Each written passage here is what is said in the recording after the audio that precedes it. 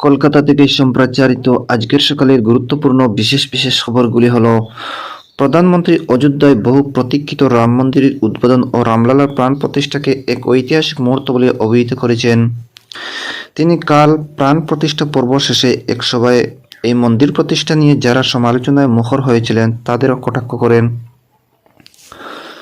এ রাজ্যেও রাম মন্দির প্রতিষ্ঠা উপলক্ষে বিভিন্ন মিছিল ও অনুষ্ঠানের আয়োজন করা হয়। এদিকে অযোধ্যায় রাম মন্দির উদ্বোধনকে কেন্দ্র করে রাজনৈতিক ফায়দা তোলার চেষ্টা করা হচ্ছে বলে তৃণমূল কংগ্রেস নেত্রী মুখ্যমন্ত্রী অভিযোগ করেছেন। রাম মন্দির উদ্বোধনের দিনেই তিনি সাম্প্রদায়িক সম্প্রীতি রক্ষার বার্তা দিয়ে এক সংহতি মিছিলে সামিল হন। এদিকে রাজ্যে সংশোধিত চূড়ান্ত ভোটার তালিকা প্রকাশিত, ভোটার সংখ্যা বেড়েছে 4.5 লক্ষেরও বেশি। অন্যদিকে উত্তরে বাতাসে ভর করে রাজ্যে তাপমাত্রা অনেকটাই নেমেছে। কলকাতায় কাল মরশুমের শীতলতম দিন। এদিকে ইডেনে বাংলা ও ছত্তিশগড়ের মধ্যে রঞ্জি ট্রফি ক্রিকেটের ম্যাচটি অমীমাংসিতভাবে শেষ। এবারে শুনেন বিস্তারিত আলোচনা। প্রধানমন্ত্রী নরেন্দ্র মোদী অযোধ্যায় বহু প্রতীক্ষিত রাম মন্দিরের উদ্বোধন ও রামলালার প্রাণ প্রতিষ্ঠাকে এক ঐতিহাসিক মুহূর্ত বলে অভিহিত করেছেন। তিনি কাল সেখানে উদ্বোধন ও প্রাণ প্রতিষ্ঠা পূর্ব শেষে সমবেত ভক্তদের উদ্দেশ্যে এক সভায় বলেন, কালকের এই ঐতিহাসিক মুহূর্তে শুধুমাত্র রামলালার প্রাণ প্রতিষ্ঠাই নয়, মানবিক মূল্যবোধ ও আদর্শে প্রাণ প্রতিষ্ঠিত হয়েছে। আগামী বহু বছর যা স্মরণ করা হবে, কাল থেকে সূচনা হলো এক নতুন যুগের। রাম মন্দিরকে ন্যায়ের প্রতীক ও রামকে ভারতের বিশ্বাস, মর্যাদা ও চেতনার প্রতিফলন হিসেবে উল্লেখ করে প্রধানমন্ত্রী এই মন্দির প্রতিষ্ঠা নিয়ে যারা সমালোচনায় মুখর হয়েছিলেন তাদের তীব্র কটাক্ষ করেন।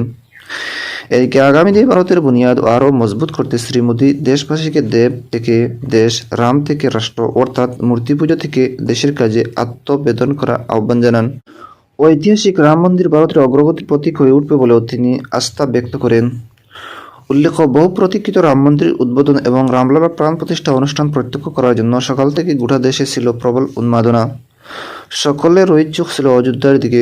গোটা পর্বের নেতৃত্বে ছিলেন প্রধানমন্ত্রী নরেন্দ্র মোদী।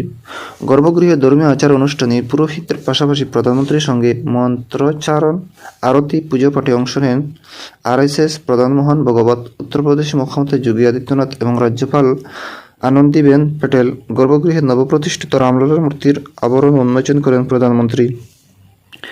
এই সময় হেলিকপ্টার থেকে পুষ্পবৃষ্টি করা হয়। এদিকে অযোধ্যায় রাম মন্দির প্রতিষ্ঠার দিনটি রাজ্যে নানা অনুষ্ঠানে বিশেষভাবে পালন করা হয়। কলকাতার কালীকৃষ্ণ এগুর স্ট্রিটের বৈকুণ্ঠনাথ মন্দির থেকে গিরিশ পার্কের রাম মন্দির পর্যন্ত এক সনাতনী শোভাযাত্রা বের হয়। বিরোধী দলনেতা শুভেন্দু অধিকারী যোগ দিয়ে বলেন, 500 বছর পরে অযোধ্যায় রাম মন্দির তৈরি হয়েছে, তাই বাংলায় 82 বছরের পুরনো এই রাম মন্দির তারা শোভাযাত্রা করে এসেছেন।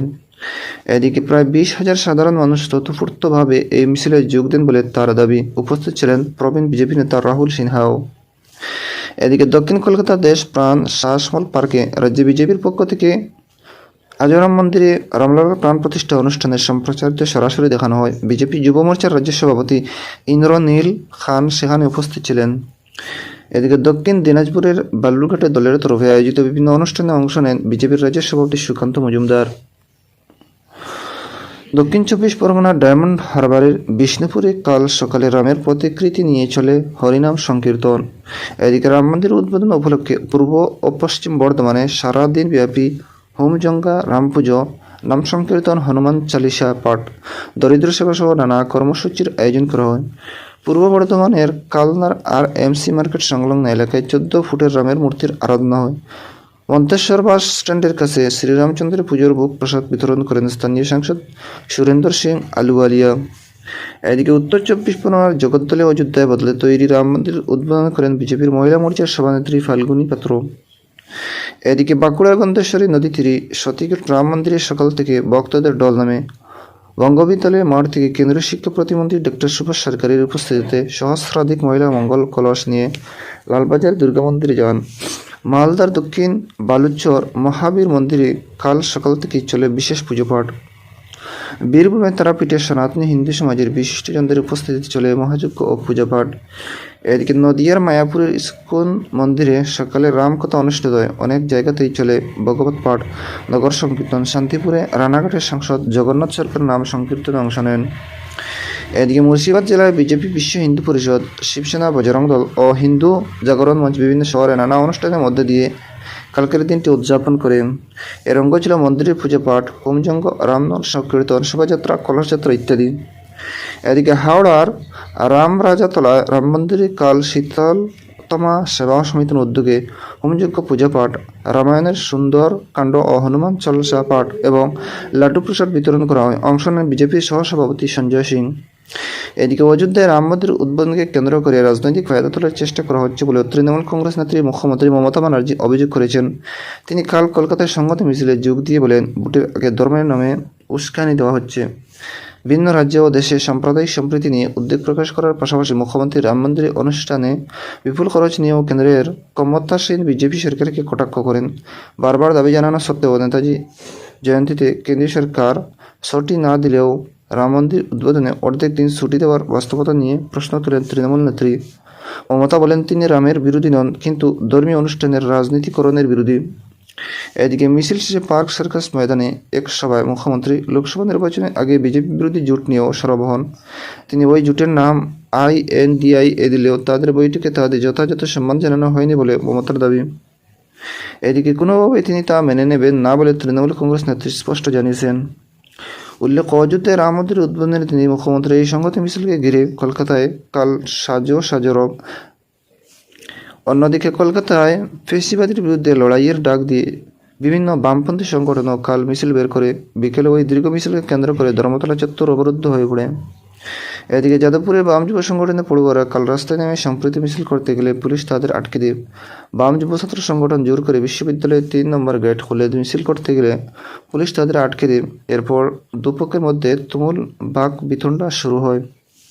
তৈরি উত্তেজনা। শহরে কাল এত মিছিল হলেও সাম্প্রদায়িকের বিরুদ্ধে তাদের কেন মিছিল করতে দেওয়া হবে না? বাম যুব ছাত্র সংগঠন পুলিশের কাছে সেই প্রশ্ন তুলেন। অন্যদিকে পুলিশ জানায়, তাদের কাছে এ ধরনের কোনো মিছিলের কোনো খবর নেই। পরে পুলিশি বাধা পেরিয়ে 3 নম্বর গেট থেকে বেরিয়ে রাস্তায় মিছিলে সামিল হন। উল্লেখ্য, যাদবপুর বিশ্ববিদ্যালয়ের কর্তৃপক্ষ কাল বিশ্ববিদ্যালয় চত্বরে কোনো রকম মিছিল বা কর্মসূচি বন্ধ রাখার আবেদন জানায়। রাজ্যের সংশোধিত চূড়ান্ত তালিকায় ভোটার সংখ্যা বেড়েছে 4,51,706। খসড়া তালিকায় ভোটার সংখ্যা ছিল 7,53,86,072। পরিমার্জনের পর চূড়ান্ত তালিকায় এই সংখ্যা বেড়ে হয়েছে 7,58,37,778। খসড়া তালিকায় যোগ হয়েছিল 5,58,821 জনের নাম। চূড়ান্ত তালিকায় যোগ হয়েছে 14,30,998 জন ভোটার। খসড়া তালিকা থেকে বাদ পড়েছিল 3,81,126টি নাম। চূড়ান্ত তালিকায় নাম বাদ গেছে 9,79,292টি। কালই প্রকাশিত হয়েছে রাজ্যের এই চূড়ান্ত সংশোধিত ভোটার তালিকা। এর ভিত্তিতেই হবে এবছরের লোকসভা নির্বাচন। এদিকে উত্তরে বাতাসের দাপটে তাপমাত্রা অনেকটাই নেমে যাওয়ার দক্ষিণবঙ্গে ফের জাঁকিয়ে শীত পড়েছে। কলকাতায় কাল ছিল এই মরশুমের শীতলতম দিন। সকালে সর্বনিম্ন তাপমাত্রা রেকর্ড করা হয় 12.1 ডিগ্রি সেলসিয়াস, স্বাভাবিকের তুলনায় যা 2 ডিগ্রি কম। দিনের সর্বোচ্চ তাপমাত্রা কাল স্বাভাবিকের 6 ডিগ্রি নিচে 19.8 ডিগ্রি সেলসিয়াস। এদিকে ইডেনে বাংলা ও ছত্তিশগড়ের মধ্যে রঞ্জি ট্রফি ক্রিকেটের ম্যাচটি অমীমাংসিতভাবে শেষ হয়েছে। দু দলই 1 পয়েন্ট করে সংগ্রহ করেছেন। 27 রান 2 উইকেট নিয়ে কাল চতুর্থ দিনের খেলা শুরু করে ছত্তিশগড় প্রথম ইনিংসে দিনের শেষে 6 উইকেট 214 রান করে। বাংলা প্রথম ইনিংসে 8 উইকেটে 381 রান করে ইনিংসের সমাপ্তি ঘোষণা করে। এই ম্যাচ ড্র হওয়ার ফলে বাংলা 3 ম্যাচে 7 পয়েন্ট নিয়ে এলিট গ্রুপ বিতে পয়েন্ট তালিকায় 5ম স্থানে রইল। দর্শক বন্ধুরা, আজকের সকালে গুরুত্বপূর্ণ বিশেষ খবর।